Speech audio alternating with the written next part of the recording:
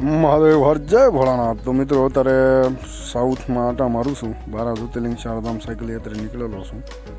તમે જોઈ શકો છો કે આંધ્રપ્રદેશમાં છું। મલ્લિકાર્જુનથી દર્શન કરી અને હવે તિરુપતિ બાલાજી જવા માટે નીકળ્યો છું।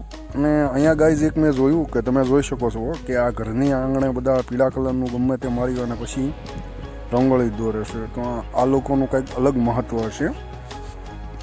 અને અહીંયા થોડોક પ્રોબ્લેમ ખાવા પીવામાં પણ પડે છે, પણ કાંઈ વાંધો નહીં। આપણે તો આપણી યાત્રા કમ્પ્લીટ કરવાની જ છે।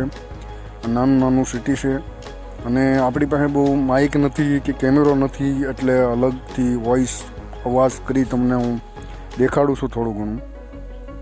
કેમ કે આપણી હજી સબસ્ક્રાઈબર બહુ ઝાઝા છે અને આપણી પાસે એટલું બજેટ નથી। આપણે વગર પૈસે 12 જ્યોતિર્લિંગ અને સાધનની યાત્રા કરવી છે। આ દુકાનવાળાએ મદદ કરી છે થોડી। અને બાકી તમે આ માર્કેટ જોઈ શકો છો, આપણી જેમ જ છે, પણ અહીંયા એક મંદિરની કલાકૃતિ અલગ હોય છે। બસ તો તમારો થોડોક પ્રેમ અને સપોર્ટ રહેશે। આપણે આગળ સબસ્ક્રાઈબર વધીએ તો થોડું અપ્રુવમેન્ટ કરી રહીશું। બાકી તો ભોળાનાથની ઈચ્છા। તો ચાલો મહાદેવ, હવે હું તમને મિત્રો કહું કે આપણે 1-2 દી થશે તિરુપતિ બાલાજી પહોંચતા। તો સાયકલ હાંકતા તમે જોઈ શકો છો કે મારા વાળ ને દાઢીને બાઢીને બધું બહુ વધી ગયું છે। તો આ અહીંનો નજારો છે, જંગલ એરિયો આવે છે। ફટાફટ મેં થોડીક સ્પીડ વધારી જેથી કરી તમને પણ જોવાની મજા આવે મિત્રો। અને મિત્રો અહીંયા ખાવા પીવામાં ઇડલી ઢોસા ખાઈને હું થાકી ગયો છું મિત્રો। અને અહીંયા હવે તમે જોઈ શકો છો કે અહીંયા જે ડુંગર વિસ્તાર છે તે મોબાઈલ દ્વારા બહુ સારી ક્લિયરિટી આવતી નથી। પણ એકલો હું ટેન્ટ લઈને નીકળ્યો છું। ભાવનગર જિલ્લો અને તળાજા તાલુકાનું બોરલા મારું ગામ છે મિત્રો। બસ તો આપણે નીકળી ગયા છીએ અને આપણું તમને મારે એ એક કહેવાનું છે મિત્રો કે તમે વિડીયો જુઓ તો એનો વાંધો નહીં, પણ તમે ચેનલ સબસ્ક્રાઈબ કરી સપોર્ટ પણ કરો જેથી કરીને મોટિવેશન મળી શકે। અને આપણે સ્નાન કરીને નીકળી ગયા છીએ। અમારી સાયકલ છે અને જો અહીંયા મોટર છે મસ્ત, આ રીતે સ્નાન કરી લીધું છે કમ્પ્લેટ। બસ તો તમને એ જ કહેવાનું હતું કે તકલીફ તો પડે છે પણ હાર નથી માનવાની। અને અહીંયા બધા લુંગામાં જ આટા મારે છે, હિન્દી મારા બોલતા નથી, હુવામાં તકલીફ પડે છે। પણ આપણે તો જય ભોળાનાથ કરી ગમેના ટેન્ટના ખીલા મારી ઝૂંપડા જેવું કરી અને સુઈ જઈશું। તો આ એની માર્કેટ છે, તમે જોઈ શકો છો।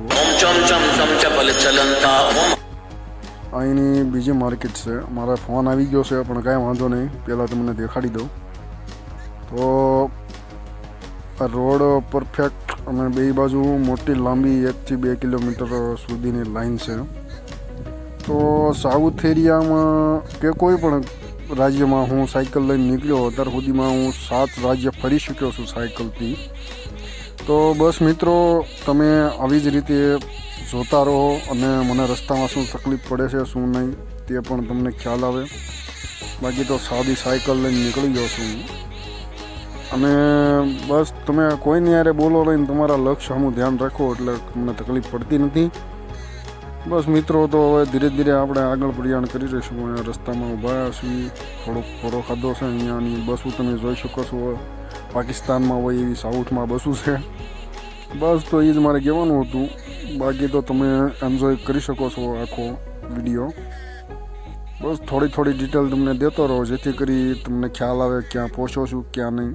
વિડીયો પહેલાં તો મારે જાણે બનાવવાના જ નહોતા, પછી મેં કીધું વિડીયો બનાવો તો બધાને ખ્યાલ આવે કે હકીકતમાં ભાઈ આ રીતે નીકળ્યા છે અને યાત્રા કરી રહ્યા છે।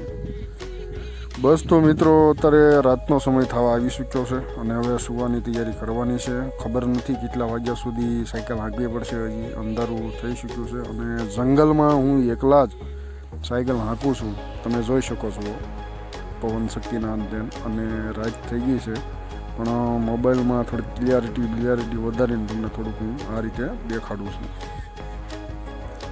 બસ તો તમે ધીરે ધીરે એન્જોય કરતા જાઓ। બાઇક આવે છે, નાઇટ થઈ ચૂકી છે, થોડુંક આપણને બોલવામાં પણ બરાબર ફાવતું નથી। રાત થઈ ગઈ છે, રાતની સિટી છે અને રાતનું વ્યૂ છે, તમે જોઈ શકો છો। માર્કેટમાં પહોંચી ગયો છું।